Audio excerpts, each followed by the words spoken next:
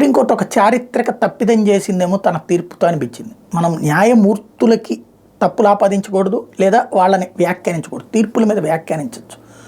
Point ఏంటంటే supreme court నిన్న ఒక సంచలనాత్మకమైనటువంటి తీర్పు ఇచ్చింది. ఖనిజ తవ్వకాలపై పన్ను విధించే హక్కు రాజ్యాంగం ప్రకారం రాష్ట్రాలకే తప్పిస్తే పార్లమెంటుకు లేదని సుప్రీంకోర్టు స్పష్టం చేసింది. అధికారాన్ని తగ్గించడం సబబు కాదని డివై చంద్రచూడ్ నేతృత్వంలో 9 మంది న్యాయమూర్తులు రాజ్యాంగ ధర్మాసనం పేర్కొంది.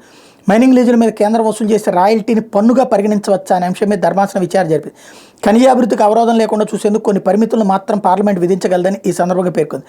రాజ్యాంగంలో 7వ షెడ్యూల్ ప్రకారం కేంద్ర రాష్ట్ర ప్రభుత్వాల మధ్య అధికారాల విభజన జరిగిందని, ఆ ప్రకారం చూస్తే ఖనిజాలపై పన్ను వేసే హక్కు పార్లమెంటుకు ఉన్నట్లు చెప్పలేమని వ్యాఖ్యానించింది.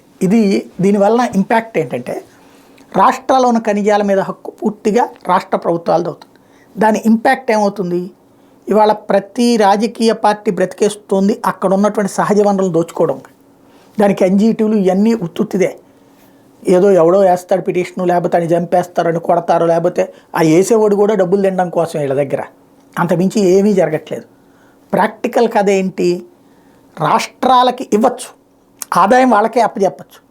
కేంద్రం పెత్తనం లేకపోతే ఖనిజాల మీదన మొన్న ఇప్పుడు కోర్టులోనే వస్తున్నాయి కదా, 3 ఎకరాలు తవ్వమంటే 10 ఎకరాలు తవ్వారు, లేకపోతే ఇసుక ఇక్కడ తవ్వమంటే అక్కడ దాకా తవ్వారు. ఇవన్నీ ఎవరు పరిష్కరిస్తారు?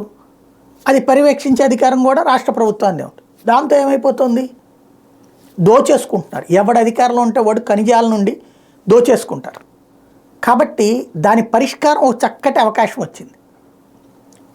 కేంద్రమే వసూలు చేసి రాష్ట్రానికి ఇవ్వమన్నా తప్పులేదు, లేదా రాష్ట్రానికే పన్ను అధికారం ఉంది కానీ పర్యవేక్షణ మాత్రం కేంద్రాన్ని అని చెప్పిన ప్రాబ్లం ఉండేది కాదు.